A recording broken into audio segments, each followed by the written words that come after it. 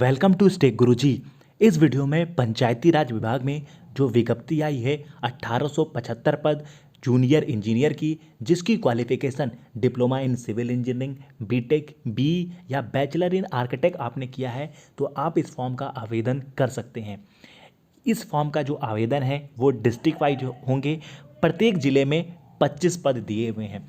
जो पोस्ट है वो आर्किटेक्ट और कंसल्टिंग इंजीनियर की हैं पंचायती राज विभाग में।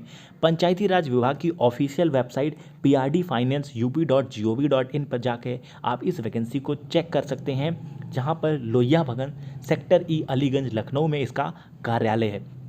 तो इस वीडियो में हम डिस्कस करेंगे चयन प्रक्रिया के बारे में कि यदि आपको पीआरडी का फॉर्म भरना है तो आपकी चयन प्रक्रिया कैसे होंगी। तो आ जाते हैं सबसे पहले पीआरडी के ऑफिशियल वेबसाइट पर नोटिस डिस्प्ले भी हो रहा है, और ये जो नोटिस है एम्पैनलमेंट ऑफ 1875 इंजीनियर पोस्ट, तो यहाँ पे आप देख सकते हैं आर्किटेक्ट एंड कंसल्टिंग इंजीनियर। तो इस पे हम क्लिक करेंगे तो एक एप्लीकेशन नेक्स्ट पेज ओपन हो जाएगा, जहाँ पर आप देख सकते हैं कि आवेदन करने के लिए नोटिस अवेलेबल है, डिटेल एडवर्टाइजमेंट अवेलेबल है, कैसे आवेदन करना है। आवेदन करने की जो तिथि है 1 जून 2022 और अंतिम तिथि 15 जून 2022 है। एप्लीकेशन लिंक आज से स्टार्ट हो गया है, यानी कि 1 जून से। अब आपको दिखाते हैं कि चयन प्रक्रिया में जो ऑफिशियल लेटर पंचायती राज विभाग ने इशू किया है वो ये लेटर है उत्तर प्रदेश सरकार का। तो डिटेल एडवर्टाइजमेंट में डिस्कस करेंगे। आप भी इस लेटर को डाउनलोड कर सकते हैं पीआरडी फाइनेंस की वेबसाइट से और सभी चीज़ पढ़ के समझ सकते हैं कि क्या क्या क्राइटेरिया है।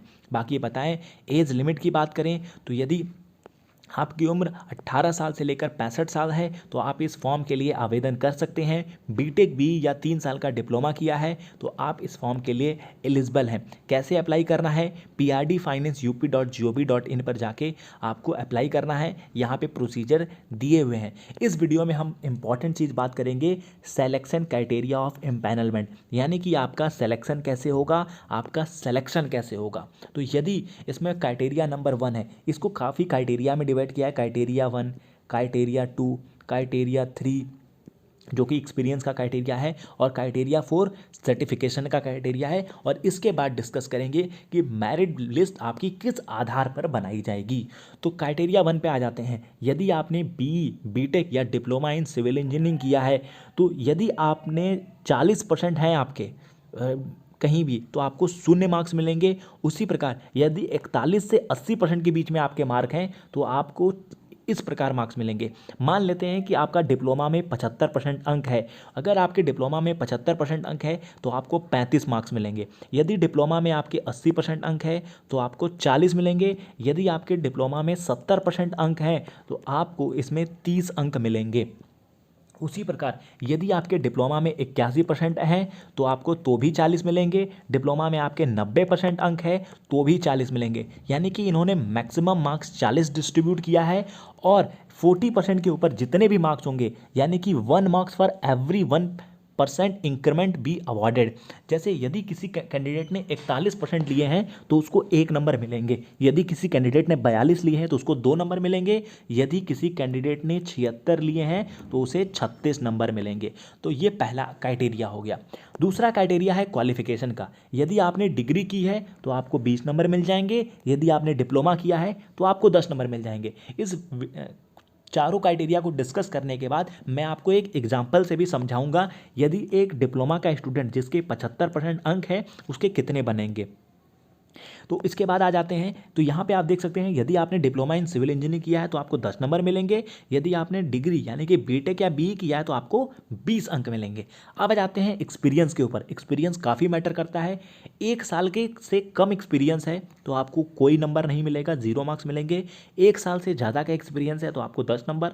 2 साल से 3 साल का एक्सपीरियंस है तो 20 नंबर, और 3 साल से ज़्यादा का एक्सपीरियंस है तो 30 नंबर। यानी कि यदि आपके पास 3 साल का अनुभव है तो आप 30 नंबर ले सकते हैं। और ये अनुभव गवर्नमेंट और प्राइवेट दोनों अनुभव को पंचायती राज विभाग ने वैलिड माना है। क्राइटेरिया नंबर 4 पे आ जाते हैं, जहां पर सर्टिफिकेशन है, जहां पर मैक्सिमम मार्क्स 10 मिलेंगे। यदि आपने एनसीसी स्टेट लेवल का या कोई स्पोर्ट्स में कोटा है तो आपको 5 नंबर मिलेंगे। यदि आपने स्काउट गाइड किया है या एनसीसी का बी सर्टिफिकेट है तो आपको 3 अंक मिलेंगे।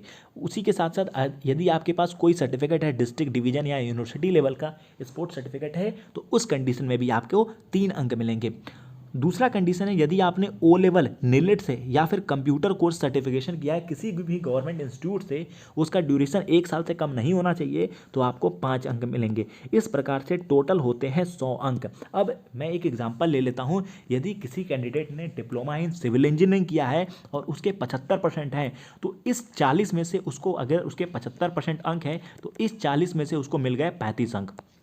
उसने डिप्लोमा किया है तो डिप्लोमा के मिल गए उनको 10 अंक, तो 35 10 45। मान लेते हैं कि उनके पास 3 साल का अनुभव भी है, 3 साल से ज़्यादा का अनुभव है, तो उनको मिल जाएंगे 30 + 35 + 10, तो ये हो गए आपके 65 10 75 हो गए। और एक चीज़ और क्राइटेरिया मान लेते हैं कि उन्होंने 1 साल का डीसीए किया है, यानी कि डिप्लोमा इन कंप्यूटर एप्लीकेशन, तो इस कंडीशन में 5 नंबर और मिल गए, तो कुल बन गए 80 नंबर। और ये जो मेरिट बनेगी, ये जो मेरिट आपकी बननी है, ये डिस्ट्रिक्ट वाइज बननी है। जी हाँ, जिलावार मेरिट बनेगी, यानी कि उत्तर प्रदेश के प्रत्येक 75 जिलों की अलग अलग मेरिट बनेगी।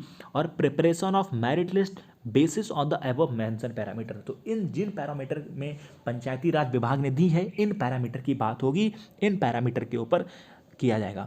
तो डिस्ट्रिक्ट वाइज मेरिट बनेगी, यानी कि लखनऊ की अलग मेरिट, शाहजहांपुर की अलग मेरिट, वाराणसी की अलग मेरिट, इलाहाबाद की अलग मेरिट। इसी प्रकार जो भी जिले हैं उत्तर प्रदेश में, सभी जिलों की पंचायती राज विभाग में अलग मेरिट बनेगी। और प्रत्येक जिलों में पद की जो संख्या है वो 25 पोस्ट रहेंगी पर डिस्ट्रिक्ट उत्तर प्रदेश में। साथ में DOPR will also prepare a waiting list of candidate which will be equal to 10% of total number of posts, तो DOPR भी प्रिपेयर किया जाएगा।